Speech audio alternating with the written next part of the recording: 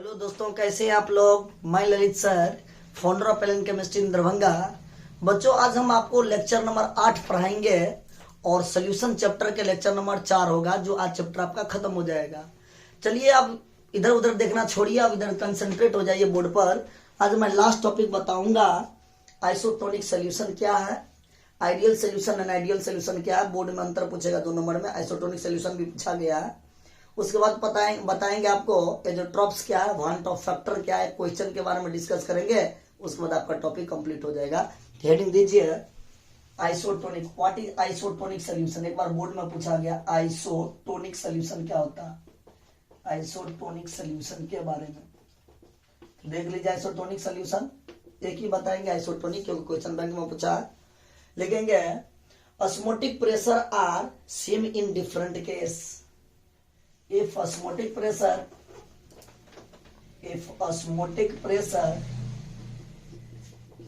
are equal in different case,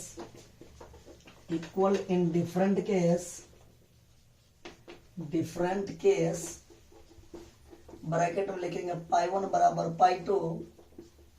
osmotic pressure are equal in different case is called, बच्चों तब उसी को बोलते हैं हम आइसोटोनिक सोल्यूशन। आइसोटोनिक सोल्यूशन जब ऑस्मोटिक प्रेशर अलग अलग केस में सेम हो जाए, ऑस्मोटिक प्रेशर सेम हो जाए, तब उस सोल्यूशन का नाम हम देते हैं बच्चों आइसोटोनिक सोल्यूशन। 2 नंबर में बोर्ड में पूछेगा, थोड़ा सा ध्यान दे दीजिएगा। अब हम आपको बताएंगे आइडियल सोल्यूशन और आइडियल सोल्यूशन में अंतर क्या है। हेडिंग लिखिए, एक side ideal solution. Ideal solution board में पूछा गया क्वेश्चन है, रिपीट होता बार बार। आइडियल सोल्यूशन और आइडियल सोल्यूशन में अंतर क्या है।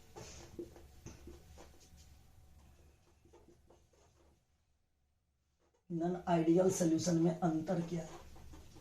बोर्ड में कितने नंबर में आपसे पूछेगा अंतर, 2 नंबर में। तो ध्यान दीजिएगा।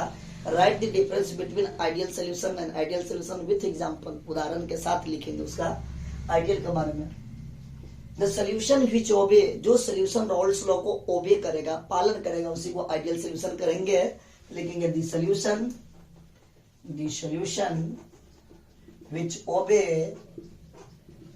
Which obey Raoult's law is called, बच्चों क्या बोलेंगे, आइडियल सोल्यूशन। तो नॉन आइडियल के बारे में क्या बताइएगा, the solution which does not obey Raoult's law, जो Raoult's law को ओबे नहीं करेगा, पालन नहीं करेगा, नॉन आइडियल सोल्यूशन होगा। The solution which does not obey Raoult's law is called non-ideal solution।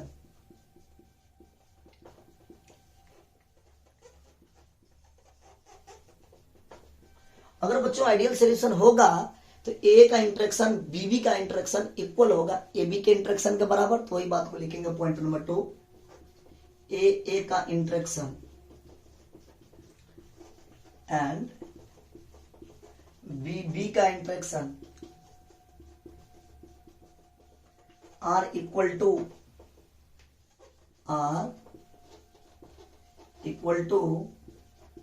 A B के इंटरेक्शन के बराबर होगा, तो बोलते हैं आइडियल सोल्यूशन। उसमें क्या होगा, ए के इंटरेक्शन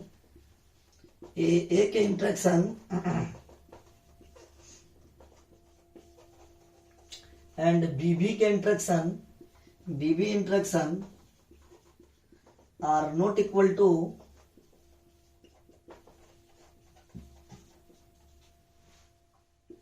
ए बी इंटरेक्शन, इसमें इक्वल टू ए बी के बराबर नहीं होगा। इसमें ए का इंटरेक्शन बीबी का इंटरेक्शन इक्वल होगा, ए बी के इंटरेक्शन बराबर होगा, तो बोलेंगे आइडियल सोल्यूशन। इसमें ए के इंटरेक्शन बीबी के interaction are not equal to A B के इंटरेक्शन, तो बोलेंगे नॉन आइडियल सोल्यूशन। तीसरा एग्जांपल, बच्चों इसका एग्जांपल क्या होता है, बेंजीन टॉलिन।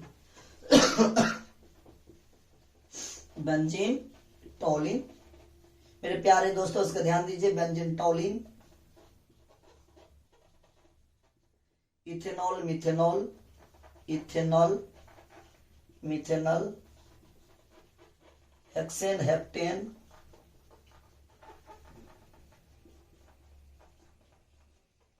ETC।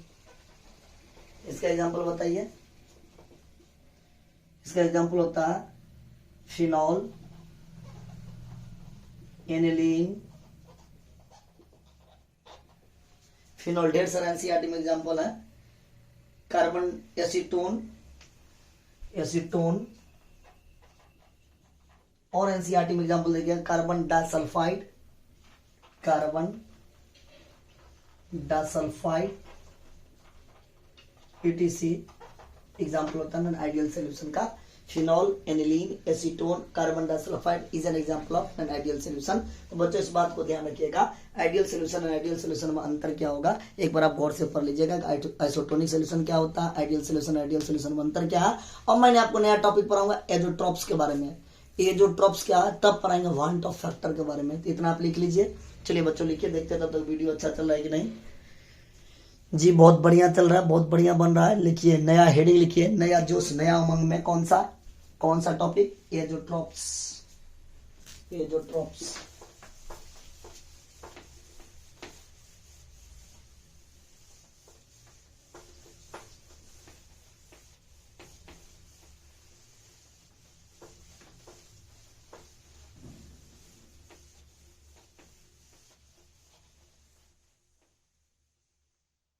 देखिए एजोट्रॉप्स के बारे में।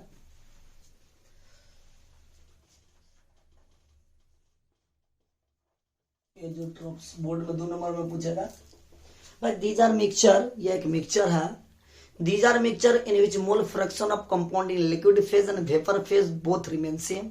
लिक्विड फेज में और वेपर फेज में मोल फ्रैक्शन सेम हो तो उसी को बोलते हैं एजोट्रॉप्स। तो लिखेंगे these are mixture in which mole fraction of compound in liquid phase and vapour phase both remain same is called, बोलते हैं एजोट्रॉप्स। लिख दीजिए these are mixture, these are mixture, these are mixture in which mole fraction of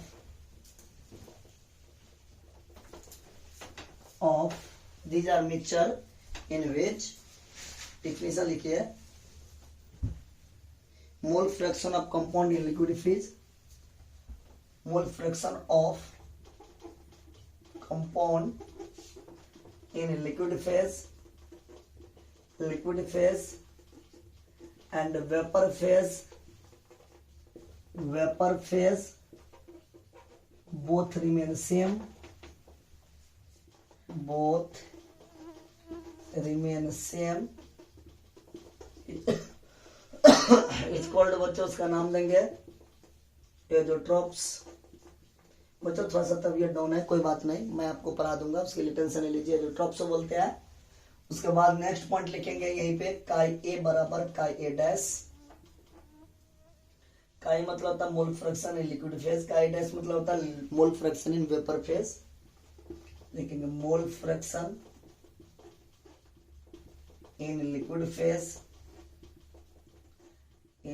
phase, mole fraction in vapour phase, mole fraction in vapour phase. एक objective लिखेंगे only केवल non ideal solution show करेगा azeotropic mixture.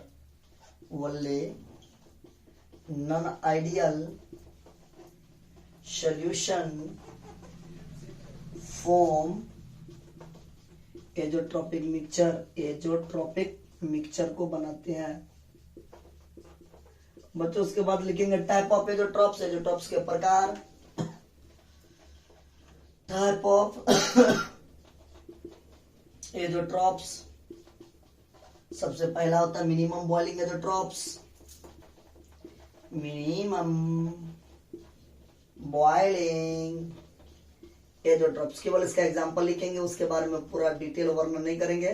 पहला type है minimum boiling एजोट्रॉप्स, दूसरा है maximum boiling azeotropes. Maximum boiling एजोट्रॉप्स,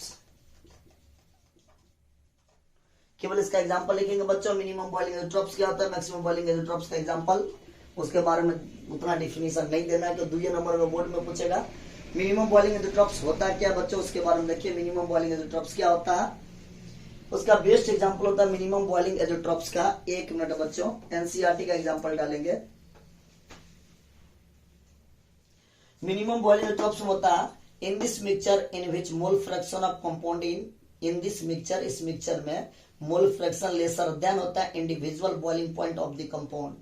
भाई minimum boiling एजोट्रॉप्स में जो होता है मोल फ्रैक्शन का बॉइलिंग पॉइंट वह इंडिविजुअल बॉइलिंग पॉइंट से कम होता है। In this mixture boiling point will be lesser than individual boiling point of the compound, इसको बोलते हैं minimum boiling azeotropes.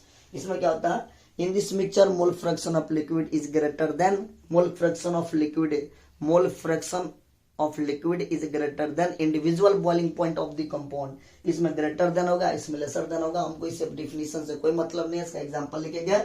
Minimum boiling azeotropes का 2 एग्जांपल है बच्चों एनसीईआरटी का, ethanol plus water, ethanol plus water.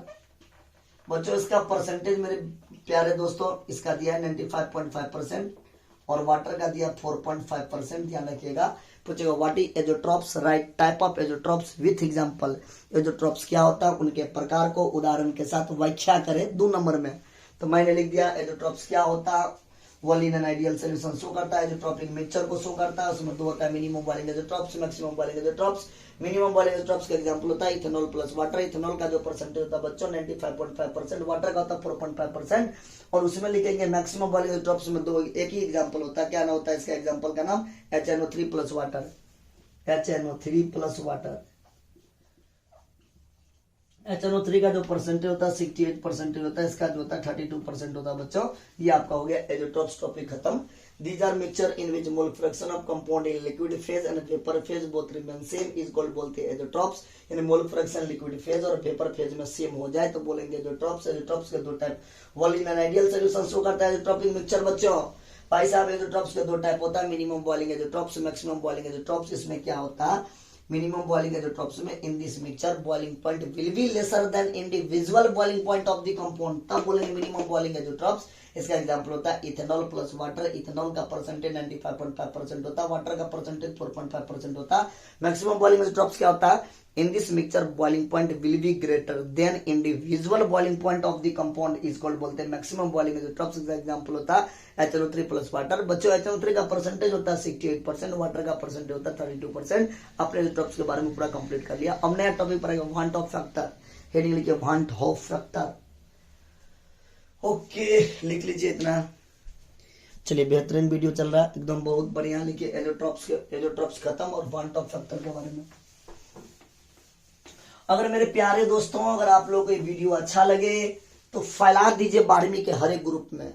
12वीं के हर एक स्टूडेंट के पास भेजना, ये आपका ड्यूटी है। मैंने अपना ड्यूटी कर रहा हूं, मैं आपसे कोई पैसा नहीं मांग रहा हूं, फ्री में पढ़ा रहा हूं। तो आपको एक ड्यूटी सर के लिए करना पड़ेगा, जितने 12वीं के ग्रुप है ना उसको फैला दो हर एक 12वीं के ग्रुप में, ताकि हर एक बच्चा को भला हो सके। और मैं आपको A to Z सिलेबस पढ़ाऊंगा। और ये भी बोल दिया 45 क्लास में आपको क्रैश कोर्स खत्म करूंगा। और शर्त है इसमें भी, क्या शर्त है पता है, क्या बोलिए क्या शर्त हम बोले थे आपको, 15 जनवरी को आपको A to Z सिलेबस खत्म करके छोड़ देंगे, 15 दिन पहले एग्जाम से, ताकि आप रिवाइज बार बार कर सके। ठीक, चलिए ध्यान दीजिए। अगर किसी को अच्छा लगे वीडियो तो कमेंट में बोलिएगा सर अच्छा है, सुपर है, ये है वो है, जो आपको बोलना वो बोलिएगा, ताकि टीचर का और मनोबल बढ़े ना। अरे भाई बच्चे लोग तो फाइन है। चलिए ध्यान दीजिए। देखिए वांट ऑफ फैक्टर के बारे में, want Hoff factor, van't Hoff factor बच्चों इसको हम रिप्रेजेंट करते हैं स्मॉल आई से।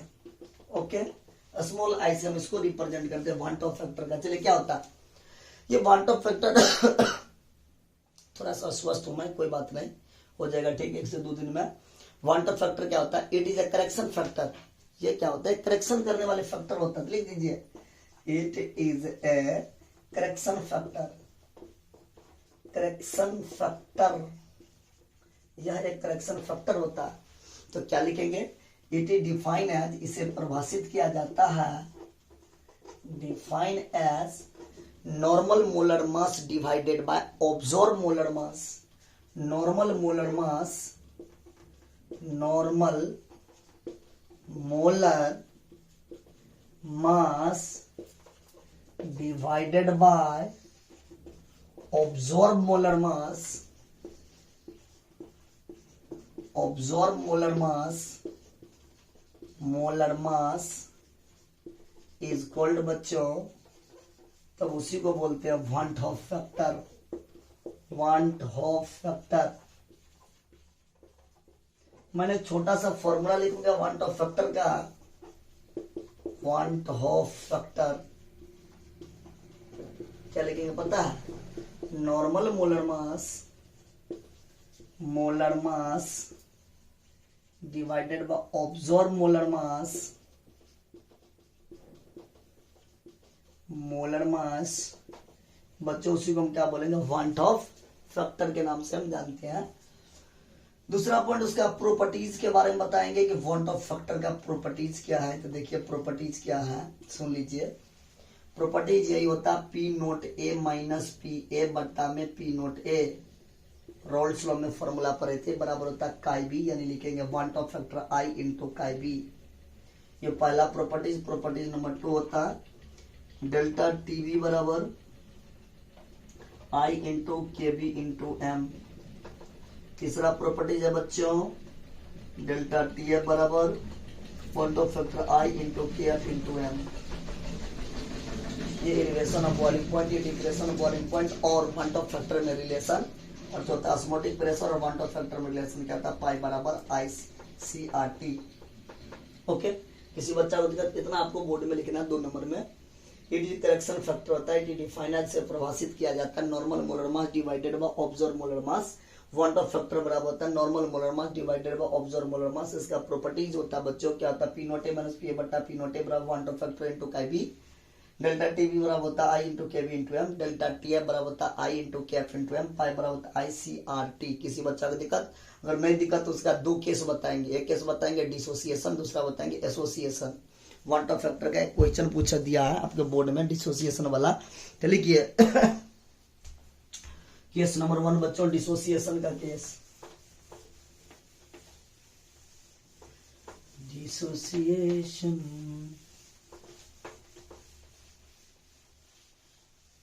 ठीक है, डिसोसिएशन का केस। इसका केस 2 होता डिसोसिएशन मतलब टूटना। अगर कोई एम कंपाउंड है बच्चों मेरे प्यारे दोस्तों, तो ये टूट जाएगा एम ए में टूट जाएगा, मतलब एम ने बदल गया एम ए में। जैसे एग्जांपल ले लीजिए K2SO4, इसको हम जब तोड़ेंगे डिसोसिएशन करेंगे तो पोटासियम पे चार्ज होता है प्लस, सब जानते हैं पोटासियम पे प्लस चार्ज है क्योंकि फर्स्ट ग्रुप से बिलोंग करता है। पीरियोडिक टेबल में सिखाऊंगा, फर्स्ट ग्रुप के अंतर्गत आएगा hydrogen, lithium, sodium, potassium, rubidium, caesium, francium. आप लोग अपना अपना याद करने का ट्रिक पढ़े होंगे। हमारे लिए न कर रब से फरियाद, इसके खानदाने का चार्ज होता है बच्चों +1, तो पोटासियम पे चार्ज हो जाएगा +1। 2 पोटासियम है, 2 से मल्टीप्लाई कर दो। अब जन्मजात आप पढ़ते आ रहे हैं 5वां 5th 6th 7th 8th 9th 10th से कि सल्फेट पे चार्ज होता है बच्चों SO4-2। इसी को बोलते हैं डिसोसिएशन। डिसोसिएशन में अल्फा बराबर एक फॉर्मूला होता है मेरे प्यारे दोस्तों I-1 बट्टा M-1, ये फॉर्मूला होता है, इसको ध्यान दीजिएगा। सर अल्फा क्या होता है? यहाँ पे अल्फा का डिग्री ऑफ डिसोसिएशन, कितना परसेंट टूटेगा वो परसेंट क्वेश्चन में दिया रहेगा, उसको बोलते हैं degree of dissociation. Degree of dissociation. अगर मैं रेगुलर वीडियो नहीं देंगे तो आप लोग बोलेगा सर बीच में रोक देते हैं, इसी कारण से मेरा थोड़ा सा तबियत डाउन है। फिर मैं आपको वीडियो दूंगा, आप टेंशन नहीं लीजिए। आप लोगों के लिए तो मैं कुछ भी कर सकता हूँ, आपको भी करना पड़ेगा। ये वीडियो को दोस्त के साथ फैला दो ना दोस्त, इतना तो कर सकते हो यार। चलिए इधर ध्यान दीजिए। आई को बोलते हैं van't Hoff factor, van't Hoff factor. M को बोलते हैं हम क्या चीज बोलिए? एम को बोलते हैं डिसोसिएटेड पार्ट, डिसोसिएटेड पार्ट। क्या बोलेंगे हमको? Dissociated part, dissociated part. ये क्वेश्चन करते हैं ताकि आपका और कंसेप्ट क्लियर हो जाए। सर इस फॉर्मूला का यूज कैसे करेंगे? छोटा सा क्वेश्चन है। क्वेश्चन क्या है? मैं अभी तुरंत क्वेश्चन लेकर आ रहा हूं, बस वेट कीजिए। If 0.1 molar K2SO4 has, if 0.1 molar K2SO4 has 75%, 75% dissociation, find it osmotic pressure. 75% dissociation, dissociation, find it osmotic pressure, find it osmotic pressure ज्ञात कीजिए। ऑस्मोटिक प्रेशर बच्चों एट 27 डिग्री सेल्सियस पर ऑस्मोटिक प्रेशर को ज्ञात कीजिए। एकदम छोटा सा क्वेश्चन, लॉलीपॉप क्वेश्चन है, थोड़ा सा दिमाग लगाइए। एक बार बोर्ड में इस टाइप का क्वेश्चन पूछ दिया तो एक क्वेश्चन मेरा कराना फर्ज है। सुनिए, अगर बच्चों 0.1 मोलर K2SO4 है जिसका 75% डिसोसिएशन हो रहा है, फाइंड इट ऑस्मोटिक प्रेशर। तो बताइए इसका ऑस्मोटिक प्रेशर क्या होगा। 27 डिग्री सेल्सियस पर ऑस्मोटिक प्रेशर क्या होगा। अभी आपने osmotic pressure van't Hoff factor में रिलेशन पढ़े हैं, I into C into R into T. अपन को सी को क्या बोलते हैं, मोलरिटी। मोलरिटी मतलब मोलर, देखो आपको मोलर दिया हुआ है क्वेश्चन में। आर मतलब गैस कांस्टेंट। ऑस्मोटिक प्रेशर का गैस कांस्टेंट आपको बताई थी, एटीएम वाला लेंगे 0.083 एटीएम लीटर पर केल्विन पर मोल। टी मतलब टेम्परेचर लेंगे, 27 डिग्री को केल्विन में बदलेंगे, 273 जोड़ देंगे, 300 केल्विन हो जाएगा। लेकिन पहले मेरा टारगेट है अल्फा ज्ञात करना। भाई साहब मैं आई कैसे, वांट ऑफ फैक्टर कैसे ज्ञात करूंगा, थोड़ा दिमाग लगाइए। ऊपर से हम साफ कर रहे हैं, अगर नहीं लिखे तो लिख लीजिए खटाखट। चलिए ओके।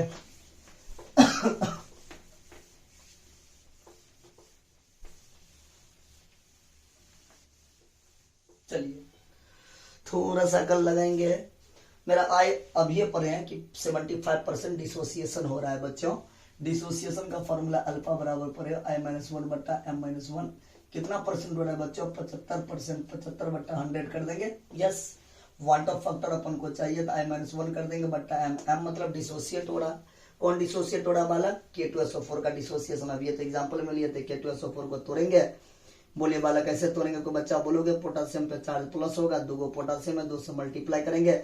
सल्फेट पे चार्ज कितना होगा, SO4-2। तो डिसोसिएशन पार्ट कितना है, 2 ये है 1 ये है, तो 3 पार्ट हो गया।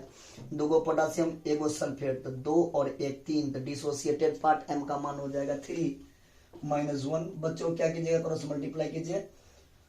100 माइनस 100, 3 में से 1 जाएगा, इसको मल्टीप्लाई करेंगे 150 हो जाएगा। 3 में से 1 घटाओ 2 को 75 से मल्टीप्लाई करो 150 मतलब 150 आ जाएगा। मेरे प्यारे दोस्तों I100 I बराबर क्या लिखो, 150 प्लस क्या लिखोगे 100 लिखोगे। I बराबर क्या आ जाएगा दोस्तों, 250 बट्टा 100 हो जाएगा। बच्चों बताइए क्या होगा, 2.5। मेरे प्यारे दोस्तों आप बताइए वांट ऑफ फैक्टर का वैल्यू क्या आ गया, 2.5 आ गया। आपको क्या चाहिए, ऑस्मोटिक प्रेशर चाहिए। पाई का मान होता है I into C into R into T. I का मान आपने ले लिया 2.5। सी मतलब था मोलरिटी, मोलरिटी मतलब मोलर क्वेश्चन में दिया। सी को बोले थे मोलरिटी। ऑस्मोटिक प्रेशर में आप टॉपिक को चेक कीजिएगा, उसका वैल्यू होता है 0.1। आर का मान फिक्स होता है। आर के मान एटीएम का टर्म बताए थे 0.083 एटीएम लीटर। यूनिट बताए थे एटीएम लीटर पर केल्विन पर मोल। एटीएम लीटर पर केल्विन पर मोल होता है, इसका वैल्यू रखेंगे 0.083। और टेम्परेचर 27 डिग्री दिया, डिग्री को केल्विन में बनाएंगे, कितना जोड़ेंगे 273 जोड़ेंगे। बच्चों तो बोलिए 27 में 273 जोड़ेगा तो 300 केल्विन आपका टेम्परेचर आ जाएगा, आएगा जी। इसको जब आप कैलकुलेट कीजिएगा, कैलकुलेट करने के बाद आएगा आपको ऑस्मोटिक प्रेशर का वैल्यू कितना आएगा। ऑस्मोटिक प्रेशर को कैलकुलेट करने पर कोई बच्चा बता सकते हैं, आ जाएगा इसका वैल्यू। जो भी कैलकुलेट करने पर इसको मल्टीप्लाई कर लीजिए, 0.25 इंटू 0.083 इंटू 300। चलिए थोड़ा सा दिमाग लगाइए, इसको 3 से कर लीजिए तो 75 हो जाएगा।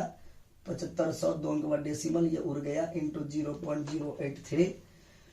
बच्चों इसको 83 को 75 से मल्टीप्लाई कीजिए ना, 3 5 जा मतलब 3 5 15 हो गया जी।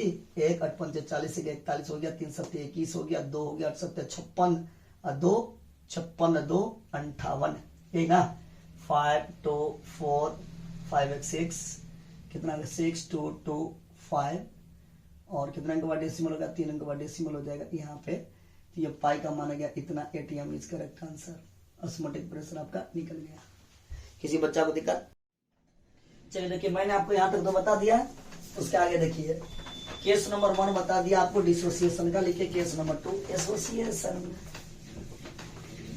अच्छा है ना जी, बहुत अच्छा है, बहुत मजा आएगा।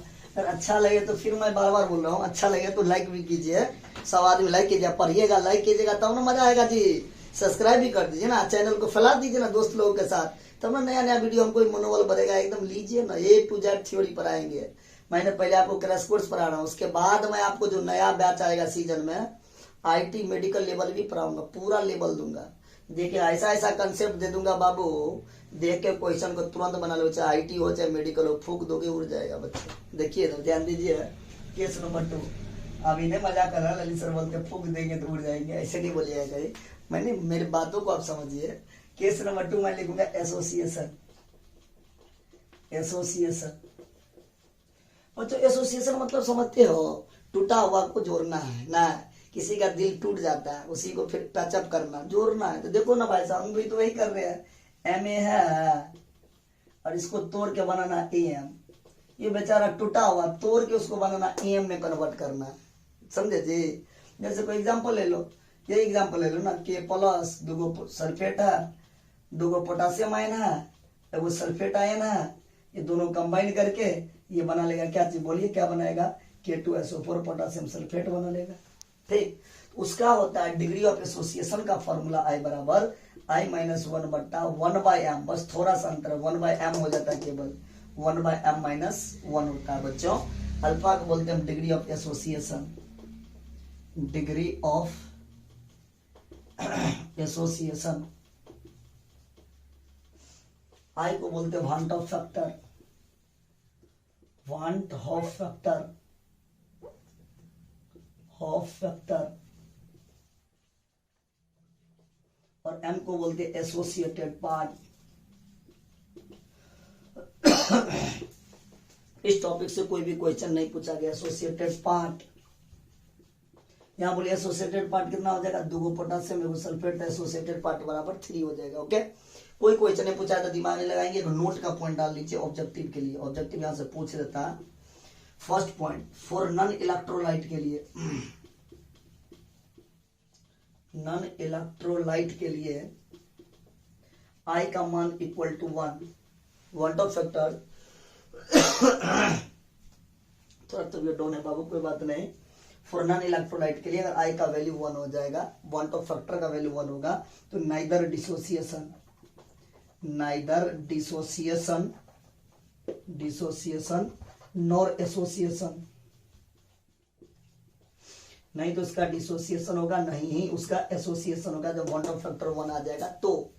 पॉइंट नंबर 2, फॉर डिसोसिएशन के लिए बताइए, ऑब्जेक्टिव पूछ देगा। फॉर डिसोसिएशन के लिए बच्चों I का वैल्यू ग्रेटर देन 1 होगा, ध्यान रखिएगा। फॉर एसोसिएशन के लिए फॉर एसोसिएशन के लिए बच्चों I का मान जो होगा वह लेस देन 1, इतना आप ध्यान रखिएगा। नॉन इलेक्ट्रोलाइट के लिए I का मान 1 आ जाए तो नाइदर डिसोसिएशन और एसोसिएशन, डिसोसिएशन के लिए I का मान 1 आएगा, एसोसिएशन के लिए I का मान लेस देन 1 आएगा। ठीक है, थोड़ा सा द एंड पॉइंट चैप्टर आपका समाप्त हो गया। द एंड पॉइंट बाय कौन से सर से आप लोग पढ़ रहे हैं, बोलिए थोड़ा सा नाम तो लीजिए। ललित सर से पढ़ रहे हैं, अपना कोचिंग क्लास चलता है, उस कोचिंग का क्या नाम है, एलन केमिस्ट्री। एसी मतलब एलन केमिस्ट्री में ललित सर के द्वारा आज आपका सोल्यूशन चैप्टर की समाप्ति। तो बच्चों आज तो ये आपका चैप्टर समाप्त हो गया। सोल्यूशन चैप्टर बोर्ड के लिए वेरी वेरी इंपॉर्टेंट है, 8 से 10 नंबर पूछेगा। अगर किसी बच्चा लिखना नहीं चाहते हैं तो आपके लिए मैंने पीडीएफ भी बना लिया, जो डिस्क्रिप्शन बॉक्स में जाके डिस्क्रिप्शन बॉक्स में जाइएगा और वहां पे पीडीएफ का लिंक दिया हुआ, वहां से आप लिंक को टच कीजिएगा और वहां पे प्रिंट आउट आप निकाल सकते हैं। तो और किसी बच्चा को पीडीएफ चाहिए तो हर एक चैप्टर का पीडीएफ भी मिलेगा डिस्क्रिप्शन बॉक्स में जाकर, वहां पे लिंक दिया हुआ पीडीएफ का, वहां से आप देख लीजिएगा। बच्चों अगर ये वीडियो अच्छा लगे तो शेयर करना नहीं भूलिएगा, मैं लास्ट टाइम बोल रहा हूँ, और दोस्त के साथ शेयर कीजिएगा, जरूर कीजिएगा। मैंने कल पढ़ाऊंगा नया चैप्टर, नया जोश में इलेक्ट्रोकेमिस्ट्री। तब तक आप लोग इस टॉपिक को कमांड कीजिए, अगर देख लीजिए, जो बच्चा ने लिखे इसको लिख लीजिए।